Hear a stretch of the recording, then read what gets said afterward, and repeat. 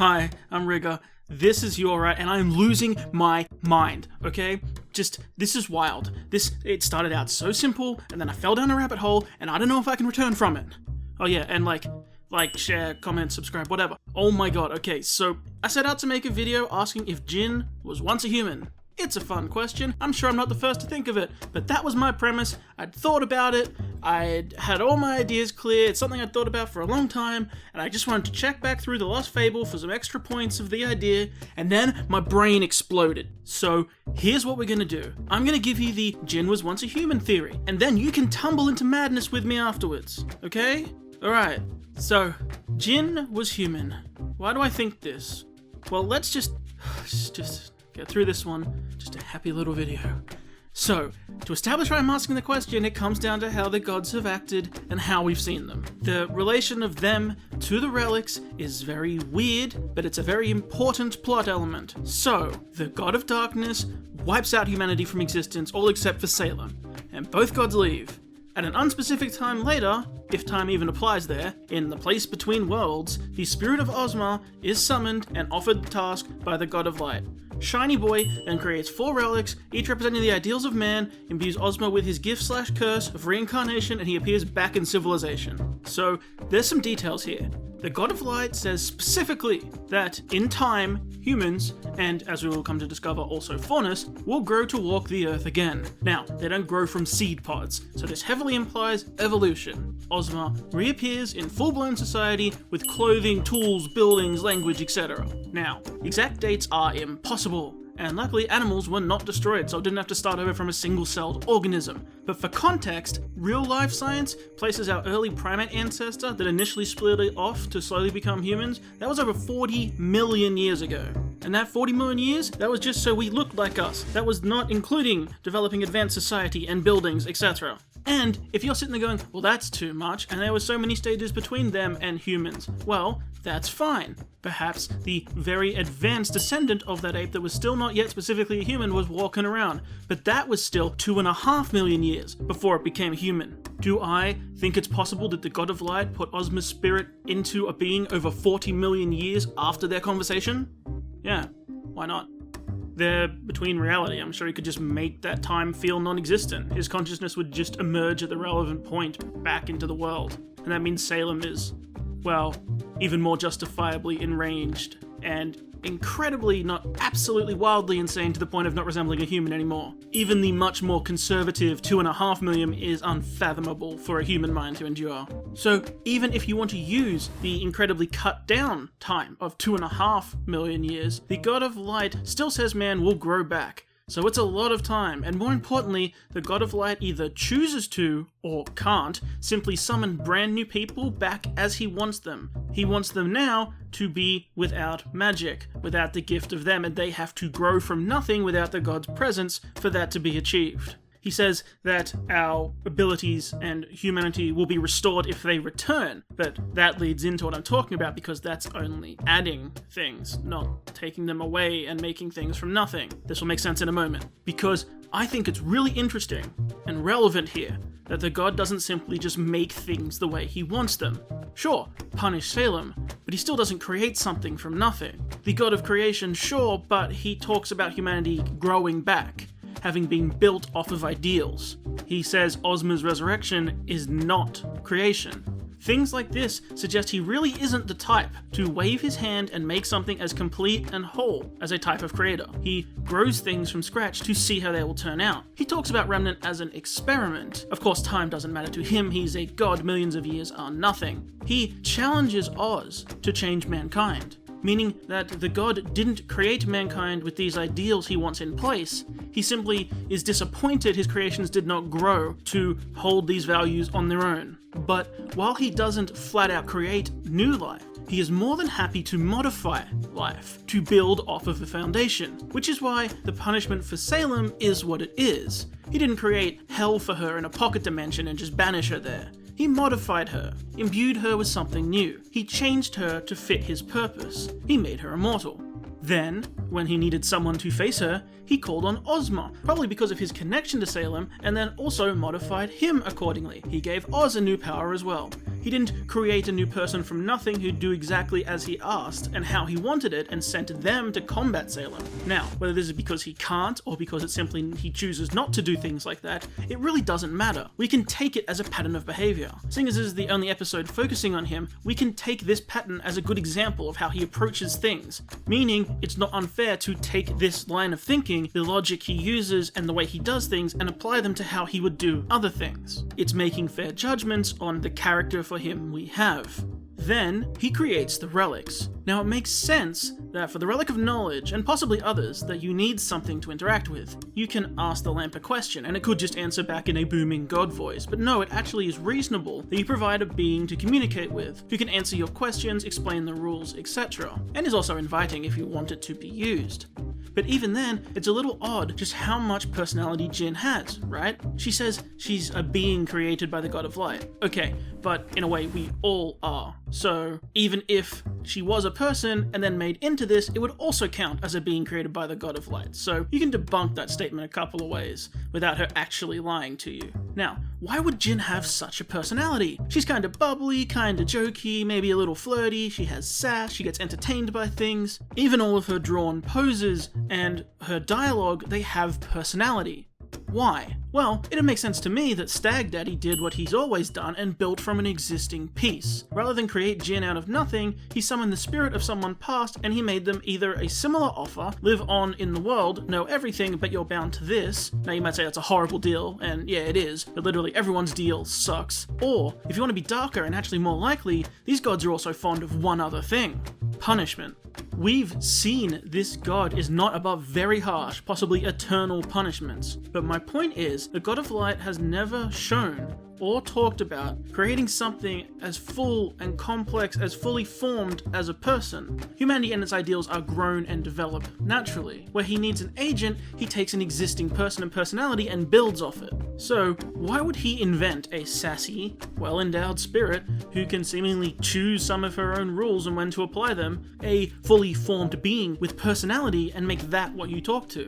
He wouldn't, but what he might do is take an existing woman, modify her to become this special being and use that, because then those relics, just like Oz, are placed back into the world at the time that they're needed. If he can do it with Oz's spirit, he can do it with others. There's no reason to say he couldn't. Oh, if you think we're done with this, by the way, we're absolutely not. We're just getting started. So, having this realization, I went back through the Lost Fable, because if JINN was a person before extinction, it'd be nice to have some evidence, and I found some. So, first, this requires a mini-theory. That's right, it's now a triple-layer theory. If you look at the kingdoms and the places shown in the Lost Fable when Salem attacks the gods, you learn some interesting stuff. But not just that all the warriors are really like 4 different models of people with their hair and skin color swapped around. But no, you find some odd things. So, Salem recruits 3 kingdoms to help her attack the gods. There's the one run by this portly guy, the one run by this Asian-inspired lady, and the one run by this barbarian dude. Now, we would look at them and say that the medieval king is Vale, the barbarian is Vacuo, and the Asian-inspired one is Mistral. That's the general look and approach of those kingdoms in the modern day, and if you can somehow fantasy fathom that we'd grow in similar ways again, then sure. It's somehow the most likely. Oh, and something interesting to note actually, none of the buildings were shown to be destroyed in that wipeout, so there's a chance the ruins of the old civilization would eventually influence the newer ones later on. So that's like a 4th theory or something so far. But if you look at the places shown, there's more than those 3 kingdoms or places shown around the world. There's at least 4, and of course there is 4 because everything in RWBY is 4, but there's also possibly 5. There's these huts in the sandy environment, which we assume to be our Vacuo equivalent. There's this colder Asian-themed place, which we assume is on Anima, but it's not where Mistral is. It's the right cultural and racial appearance, and it'd have to be somewhere snowy. Luckily, Anima is the continent with the snow on top. So there's this one that's just a market. The roofs and the greenery also imply something like a modern Mistral or Vale. It's really hard to say.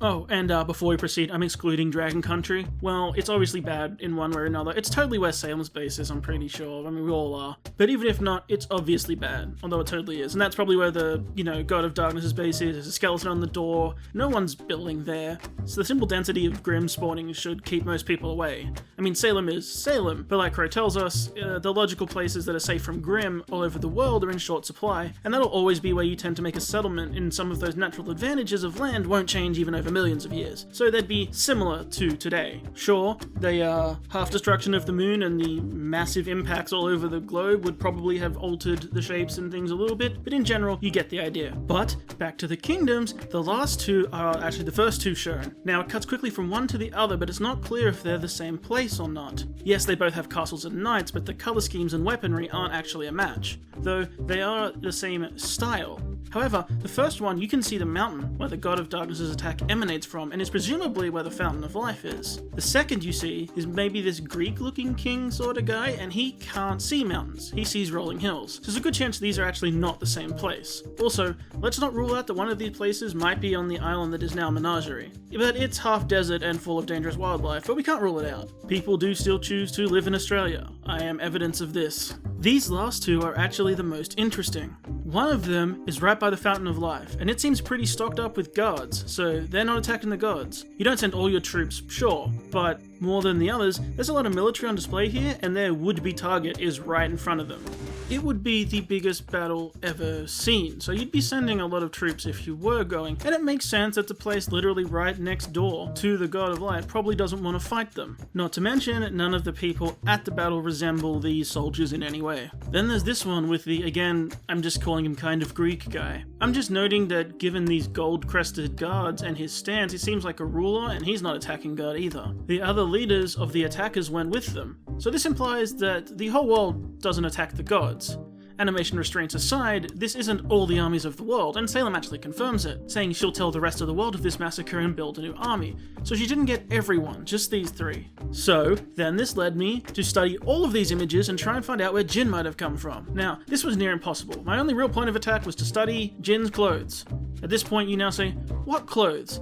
And yeah, she is kind of magical anime naked, where we skip the details, except that she's not. There is a dress here, an oversized impression of a dress at least, as if it were basically see-through. It's just enough to hide the tiny details, and it fades into non-existence on her torso. But I still studied it nonetheless, and in the end I actually leant towards the Asian one. Without skin color it's really difficult to tell, and when it comes to the more generic features around the eyes and stuff that might try and represent race, RWBY isn't super detailed about it, as you can see. But I'll be honest, now we get to some rabbit hole theory.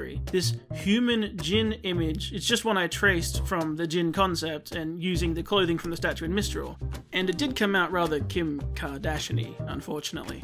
But my point is, this is just, this isn't exactly who I think JINN was. This was just a shot at putting those two things together. But in fact, I'm almost convinced that this woman was JINN. Yeah, the eyebrows are pretty different, and there are some other differences.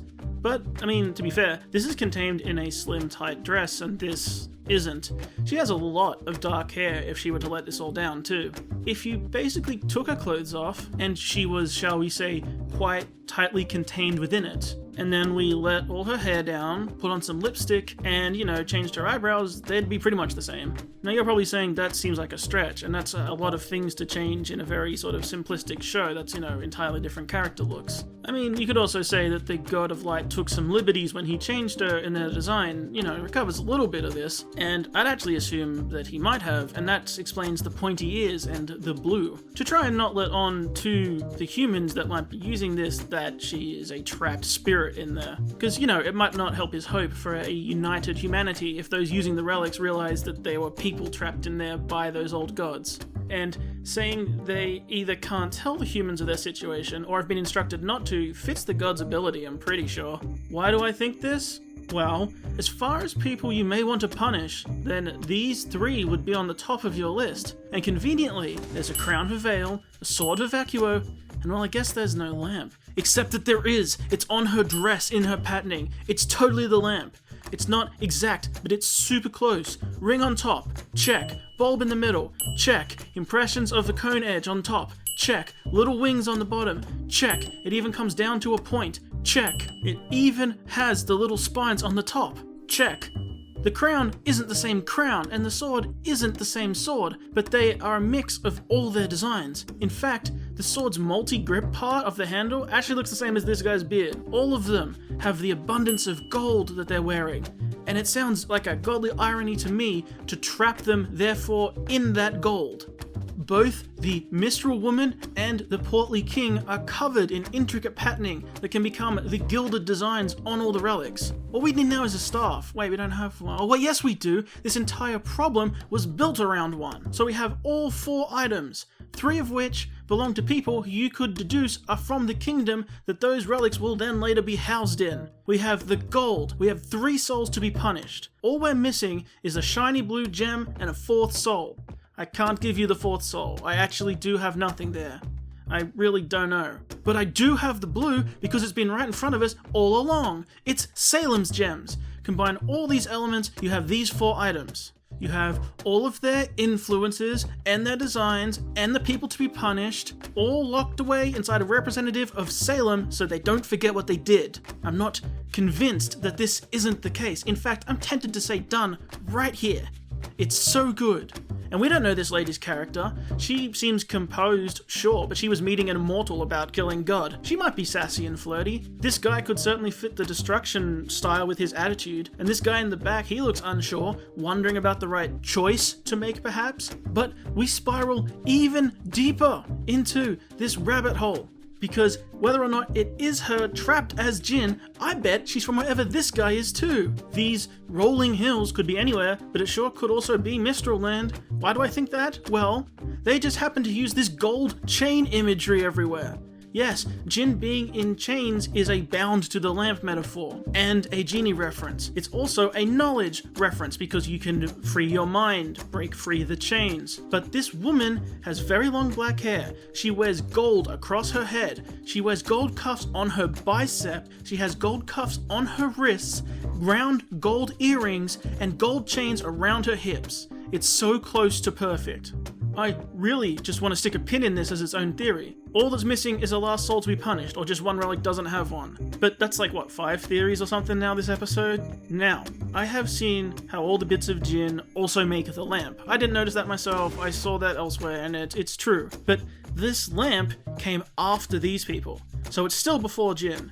So these people influence that lamp, which then go to JINN. Can you see at which point my brain started to start melting, by the way? So, even if it isn't this woman, all these things together tell us it's probably this place, which is also this place, but it leads me to the weirdest thing I've come across that made me question my sanity. I think that Ozpin had a connection with this person while she was alive. A connection with JINN, and it's really kind of brain melting. So, after Salem was cursed, it doesn't give a time period when that happened and these suicide attempts. She's immortal, so her age isn't changing, and her clothes aren't changing, but this is anime. How long until she tried suicide after what happened? Probably relatively soon, actually, in grief. So she sets out then to gather these other kingdoms. So if Ozma is pretty young, and she pretty quickly starts making her way around these kingdoms, it's not unbelievable to say that Ozma could have known any of these people. Potentially. They're in the same era as him, is what I'm saying. There's at least no reason to assume we're jumping significant amounts of time yet. So that's point 1. Now you have who Salem went to. As I've explained before, there clearly are more kingdoms in the world than the ones who go to fight the gods. So, if you were Salem and the gods took Ozma from you, then who would you go to? Probably anyone that knew him would be a good start. It could explain why at least one of these people followed Salem outside of just her promises, if she invoked Oz's name with them, and the gods taking Ozma from them. Now, why would they know Ozma? Well, we're told he was a great hero. It says the people of the land knew him as Ozma, but it doesn't define which land or if it means the entire world. You could clearly say, oh, it must be Sanus. It's in what will clearly eventually become Vale, because that's where he winds up, and it has his green theming. But his armor actually matches these battlements here. Plus, this king, with an emphasized crown, who we can imply might be the representative of Vale, doesn't match the crown design on Ozma's armor. So, if it's true Ozma's staff was the inspiration for the Staff of Creation, that he's not from what is now Vacuo, Vale, or Mistral, because their relics are now housed there, matching the 3 leaders, and his would eventually wind up in Atlas once the settlement was set up there, because that was only possible much later. It doesn't have an equivalent home anymore, meaning I would think Ozma was actually from this place right next to the Fountain of Life, which is quite interesting and would sort of fit him, wouldn't it? And if we're using the logic that the Land of Darkness is on the Dragon Continent, then it would make sense that the Pool of Life is actually on the other Dragon Continent, the Long Dragon Continent, which is touching where Mistral is. So that would mean that if Oz is from this place, meaning he's on the same continent as the Mistral-like place where this woman is from, there is a better chance that they would know each other, as he is of this land, at least on this continent. And I guess you can add that to the theory counter, whatever that might be at now, like 6 or something? So, there's a chance Ozma was known to these people as a hero. There's a good chance Salem could add that to her leverage on them when putting together her army. Not to mention, it could inform where she'd try asking at all. But the reason I also say this is Ozpin is weirdly reverent of JINN. She gets more attention than any of the others. Now, get your simp jokes out of the way, but honestly look at the evidence. Beacon's vault. Nothing. Kinda bland. Yeah, we all think it's probably either a decoy or there's a trick to it, but still bland. Now look at Atlas's. It's got a trick to it for security, and it fits a more modern military sort of simple design, but in no way is it super special. Now look at Mistral's. It's much grander than the others, not just beacons. It has this full magical tree. It has this floor lighting, which, while not exactly matching her outfit, is pretty close and also reminiscent of the lamp kinda. The leaves on this tree actually strongly reminiscent in silhouette of some of the patterns and designs on the Asian woman we saw. If he does feel some connection to her, or has history, it might make sense that he would put these extra touches in her vault, letting her rest essentially under a tree, like her home on the rolling fields. But even more than that, there's her statue. So there's so many questions here. Why is Oz making a statue of her at all? He's not very good at hiding the relics. You can actually see most of them in the kingdom's emblems. So you say, okay, he's not really hiding them. Salem knows where they are, just can't get to them until now. So why isn't JINN's statue correct? Why doesn't it have pointy ears, etc.? You say, oh, so it's not obvious, but why not? No one would think anything of it more than art. Maybe you don't have it naked, but it's weird a school has a chained up woman in their entrance hall anyway. It's something that could have just been completely avoided with no statue. So why did Oz have this statue made? And why is it of JINN as a human?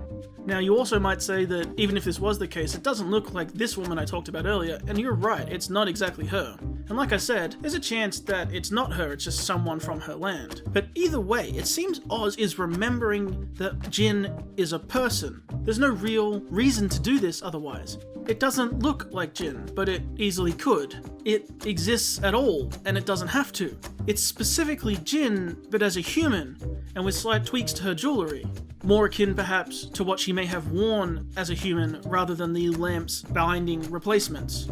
Let's also be clear, this is Ozpin's doing. He says he helped build that school, and that Lionheart was referred to as the man running it now, so he built it with someone else. So unless that other person knew about JINN specifically and insisted on a statue of her, but only as a proper human, then it falls to Oz to being completely his decision and the one behind it. Given his information he's given out about the relics since then, more than just that they exist to the headmasters and what they do, it seems likely that, it was all Oz. Doesn't seem like he would have given the other headmasters questions to ask. Again, he told people it was always used up. So it's very doubtful that anyone else ever saw JINN. But now, we continue going even deeper. Now, if Oz didn't know JINN, and instead knew her from just the being in the lamp, it also makes sense. He's lived countless lives. She would be the only one besides Salem who would know him and remember him and understand what he's been through. She literally knows everything, as is her given gift and duty from the God of Light. She could almost be one of his only real friends throughout the ages. Unfortunately, as JINN states, you need to ask a question, and I'm pretty sure he used up his one freebie to learn that a long time ago, like RWBY did. Now, this would make sense, except there is one more brain-melting riddle behind all of this. So, how long has it been between when Oz is reincarnated and ruling this kingdom with Salem? Because apparently, he used JINN in that time. But JINN says he sought out the relics afterwards. Well, yeah, but she didn't say he'd never used her before. She says he sought out the power of the relics and asked her about their powers so he could try and find a way to beat Salem. But he was asking those things to her, to the lamp, so he already had that at least. Who's to say he didn't have it and had hidden it away before he met Salem the first time? All that we know is that he didn't know the locations and powers of the other ones yet. In fact, a perfect question to ask the lamp would be, where is the witch, etc. You could say then, well, why didn't he just ask if the witch is Salem, but he was going to go anyway. And even if you want to start poking holes in it, my point is he could have found many useful things to ask the lamp. But you're saying, wait, how do you know he used the lamp between when he was reborn and ruling the kingdom with Salem? Well, there's this one little thing. Because his daughter is cosplaying as JINN. This officially broke me. This is where I had a meltdown. Look, it's JINN. It's JINN. It's JINN. She's dressed as JINN. She's in all blue with gold chain around her waist, gold cuffs on her dress. She has a gold chain around her head. Call it fashion all you want, but who puts a gold chain around their daughter's head? It's specifically JINN. And, weirdly, this daughter is also kinda referencing the bald guy. Sure, autumn color scheme, but look at the belt shape and the gold studs. And understand there's a slight implication there that if you have one person dressed as JINN, besides another person dressed as a reference to one of the other people who was standing at that battle, then it could be implying that one of the other people standing at that battle became JINN. It's just weird to have them next to each other. The others don't really have matching schemes to the other leaders, although this one kind of is the Asian woman a little bit, but it's pretty different. The other two are direct references. I looked everywhere for this sun logo, by the way, but it only appears here. And yes, I even checked the back of this random guy, and the back of all the leaders too.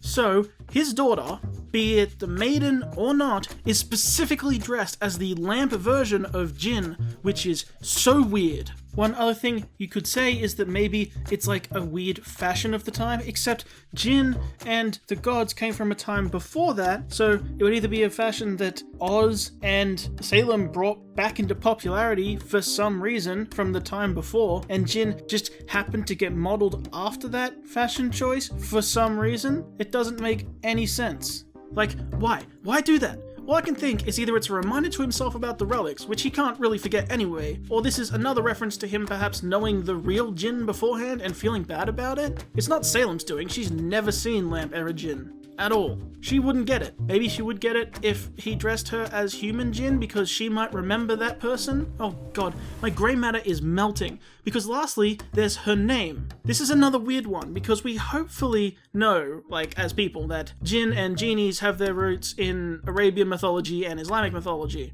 So I guess you need to sort of set that aside since we don't really have an equivalent. But that also means that the name JINN doesn't have the same origin, and that there's a chance JINN was the actual name of the person. This is RWBY. People get named Ozma, Mercury, and Cobalt. It's not a stretch, especially in whatever culture came before the end of the world the first time. So, you know, there's a good chance this person's name was actually JINN. I mean, Cinder's name is actually Cinder, so, you know. And the reason I say it's important, because there's another little detail, is that the God of Light never tells Ozma how to use the relics, especially JINN. We don't know if you need passwords and names for the other ones, but you need her name. Ozma isn't told her name, but he uses the lamp, and apparently used it in his first life. One possible explanation is he already knew her name, that he was somehow aware that this was a punishment for them. He knew the name of the person, and then through that, he used the lamp the first time, and then through the ages has used imagery of her. Man, this is confusing. Because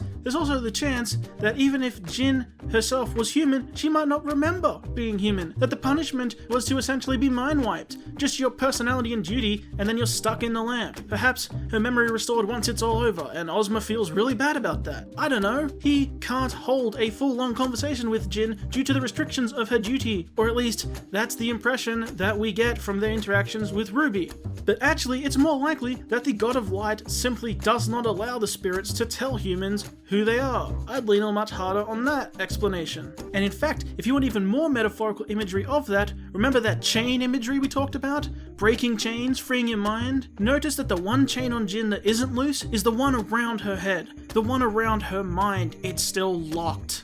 It's bound. And that, I actually think, is my final theory on this. It is this woman, but she didn't look like this. She looked more like this. And she was from here.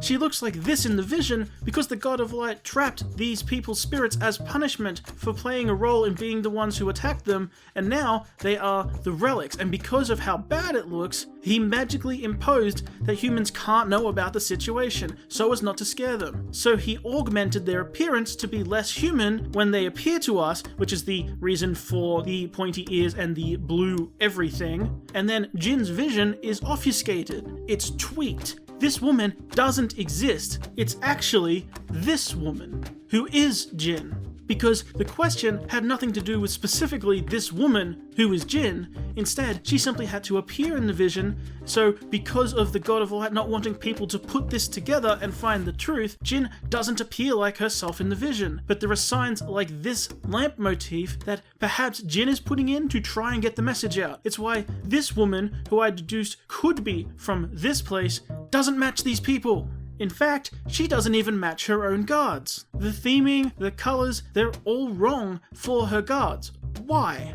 In fact, all the leaders don't really match their guards. Why? Because they don't appear as themselves. These guards appear wearing blues and golds, just like this guy back here where I said Jinn might be from. This woman is Jinn. She just didn't look like this. She looked like this, and Oz knew her. That's why Salem asked her for her help. That's why the relics are the items that they are. These three were punished, and Jinn isn't allowed to say the truth, but hid messages where she could. That's why Oz built her statue, to remember who she really was. It's why the vision didn't match, because she looked like this in reality. And do you want to hear one more? Because there is one more. One big one that I think ties this all together. Because the Grimm are faintly attracted to the relics. Why?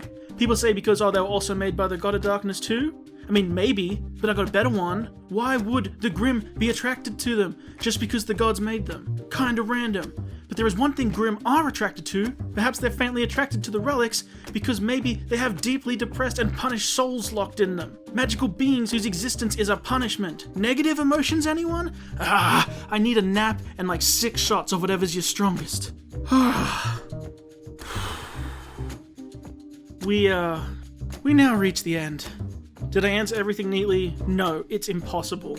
I fried my brain making this. Every new thing I found made it more insane. So say what you want. That it can't be her, or he can't have known her, or she can't be from this place, or he never used the lamp before here. You pick apart 1 or 2 if you like, but you can't deny all of this together. It isn't perfect.